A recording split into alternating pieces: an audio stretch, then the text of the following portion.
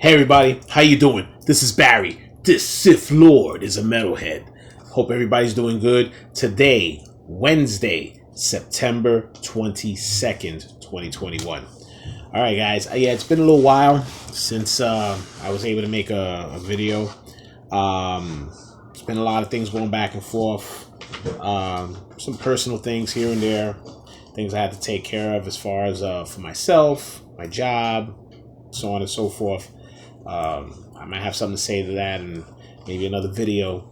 But as of right now, it is what it is, right? So let's just get to some of the stuff that's been going on. First and foremost, I really want to discuss Star Wars Visions, okay?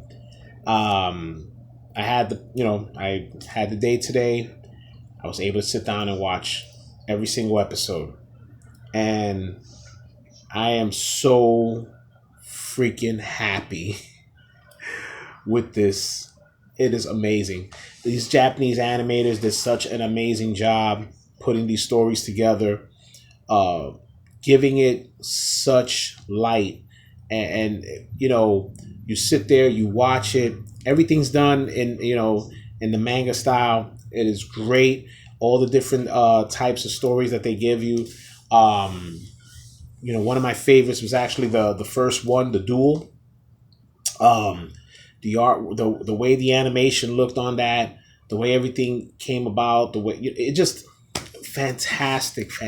It was just so good. And even though each episode runs about, I think, like 15 minutes long, I think the longest is like 20 minutes or 18 minutes or whatever. You get engulfed with the characters. You really do. The writing is incredible. I mean, considering the style that they're trying to put together with these show, with the animation that's going on over here, and I just had so much fun with it. I saw the duel. It was exciting. It was a great episode. Then it went straight into the second episode, Tatooine Rhapsody. I kind of, it looked, the animation style was a little bit different, more cartoon manga, but it was a great story. I'm trying to give you stuff where it's not, I don't want to give no spoilers. Has something to do with one of the, it's a band thing, the rock band, and one of the people in the band happens to be, I think, a relative of Jabba the Hutt. They send Boba Fett. It's a whole big thing. Honestly, it was good. It was good, trade off for having excitement in the first episode and having something fun to watch in this. The first episode you had something exciting and drama. Second one was fun to watch. It was funny. I enjoyed it. I really did. A lot of these episodes, like I said, is basically in that style where you see the traditional Japanese involvement with a lot of the stuff that's going on, even though it is Star Wars. They use the Empire. They use a lot of things that's involved with Star Wars, the Jedi, lightsabers, and so on. But they give homage to a lot of the Japanese animations. I mean, like, there was one episode that I saw, I think it was The Village Bride. You could see there was a group of people that had there that looked like they were out of the Naruto concept. Then there was another one, I think it was more kid-friendly. What was the name of it again? It was called, TOB1. TOB1, the way it's about a robot who dreams of being a Jedi. It's very kid-friendly, the way the animation is. But it's actually a fantastic story. Really, really cool. You watch it, you're actually going to get into it. But I like the way that they modeled the robot to look almost like it had like maybe a paying homage to Astro Boy. Really, really cool. So far, every single story that had its own unique story, its own unique feelings to it. You get into it. It's, they combine it all into that one little shot. You know what? I don't have a problem with it at all. It's a fantastic. I'm just like blown away to know that this was Disney who actually helped push this, since Disney's been doing nothing but trash anyway. You know, so it just makes me feel good that I could watch something with Star Wars again and be excited. It's just really cool. I mean, I know we had the Bad Batch. I enjoyed the Bad Batch. Nothing to nothing bad up. I enjoyed the Bad Batch. I really did. But after that, you usually get this thing where it's like, okay, we get one thing that's good, and then the rest is just what stuff. And again, no woke crap. There's nothing woke on this series. Nothing at all. That's one thing the Japanese do well. They don't put any of that crappy ass woke politics in this bullshit. It's just awesome. It's awesome to see. I advise everybody to catch it. Okay. All right. Let me. Whew. All right. I think when I get a chance, I'm gonna probably start watching some of those episodes again. It was just so fun to watch. Please watch it. Enjoy it. I'm trying. I don't want to give no spoilers because I think you really need to sit there and just watch every single one. It's the one thing that Disney put out that's really good. Watch it before it's too late. All right. Next, I guess everything that's been going about Marcia Lucas blasting the sequel trilogy. Now it's funny because I know I went and I put something. I found the article. I think the first articles that came up was on, I think, Screen Rant. Screen Rant ran the article, read it. So I went and I started putting it up on, a lot of the Star Wars groups and sites on Facebook. Now, there's a lot of mixed reactions to it. And, of course, I guess Screen Rant doesn't have a good reputation for a lot of their stories and stuff that they put out. But I guess the story did catch wind that it was going off to different news outlets. You have the New York Times, New York Post, Variety. I think the Hollywood Reporter, I think, already put something out. So it basically caught wind because it wasn't a bullshit article. It was legit. Marcia Lucas came out and basically put the hammer down. And basically talked about Kennedy, what she did to those films, J.J. Abrams. I'm surprised she didn't mention Rian Johnson, which kind of got me. And it kind of, it was messed up because I was like, I saw the article, I read it, put it out, so on social media, and I was like, man, I got to make a video about this. It was too late. That's something that juicy. I know everybody's going to go and do videos. So this is basically, you're getting secondhand information again because I'm late. But I did help try to push it along. But yeah, I mean, what I'm going to do is I'm going to read again because everybody pretty much read it anyway and they put it up. But I'll read it. I got a copy of the paper right here of Marcia Lucas, what she said in her quote, which I'm sure is pretty much memorized by most people, but I'll just read it anyway. Put the grandpa eyes on. Give me a sec. All right. I like Kathleen. I always liked her. She was full of beans, full of shit. She was really smart and really bright, really wonderful woman. And I liked her husband, Frank. I liked him a lot.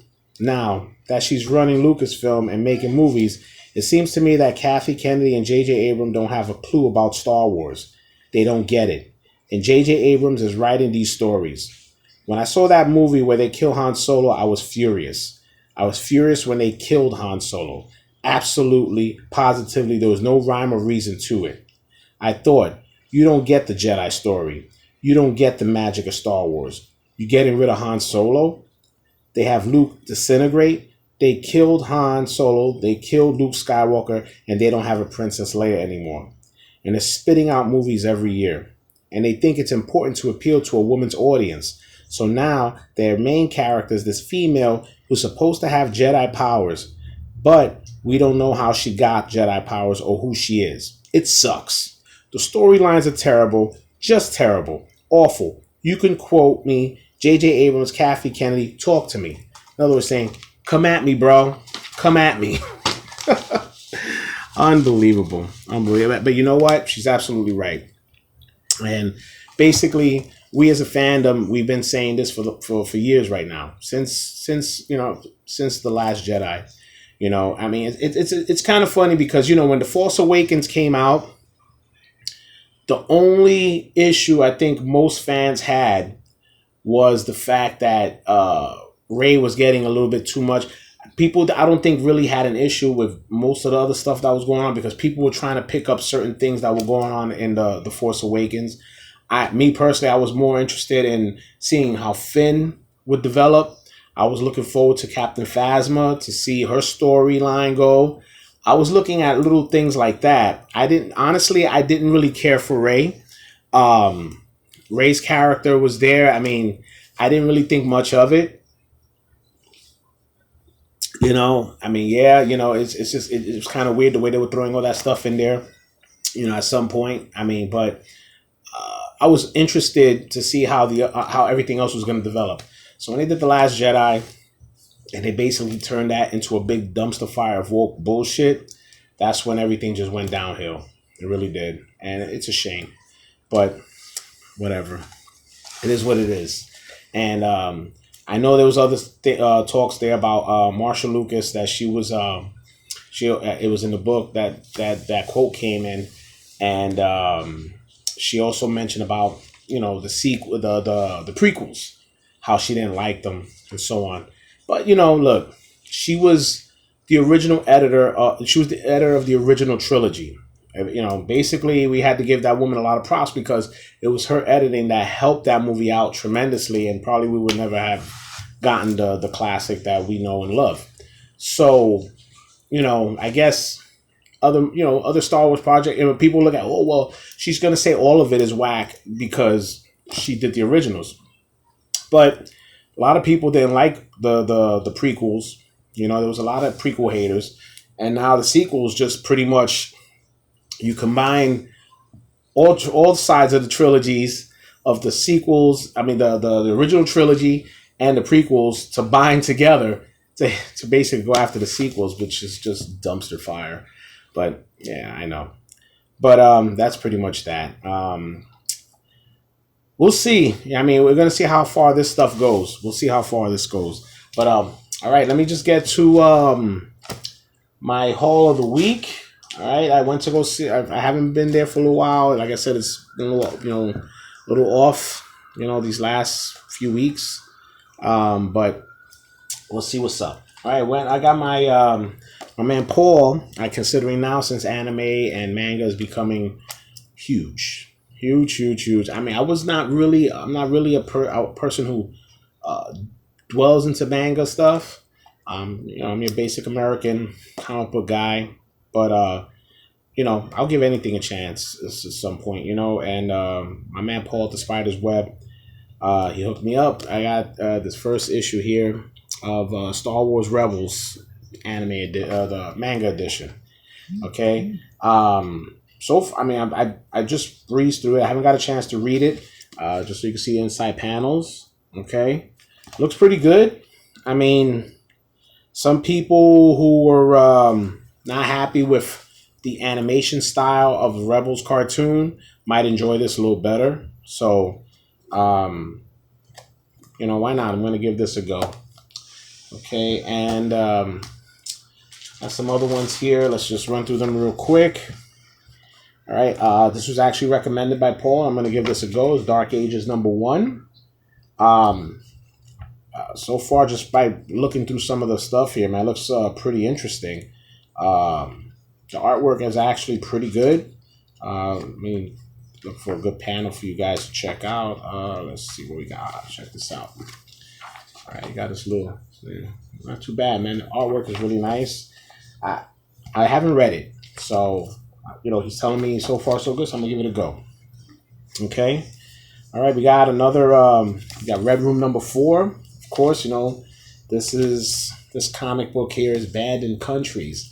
So anything that's banned is always a good thing to get. Okay, right? Some evil stuff. If you're into any of this type of stuff, with horror comics, hey, Red Room is the place to be. All right. Then we have what we got. Okay, it's Vader #16. All right, we're still on the War of the Bounty Hunters trip. All right. Then we got War of the Bounty Hunters #4. Okay. All right, Dr. Apper #14. Okay, it's funny. We're still wondering when she's gonna be coming on some type of animation or whatever. You know, surprise. I mean, the one gay original character they have, and they've yet to do anything with her. Right? Savage Avengers number 24. Right? This is still good stuff, man. Really good stuff. Okay, we got a special here, which is Conan the Barbarian number 25, but I guess they have it as a, like a 300th issue, I guess. You know, still Conan. Yeah, it's funny. You know, it just amazes me when I look through this and I can actually see red blood.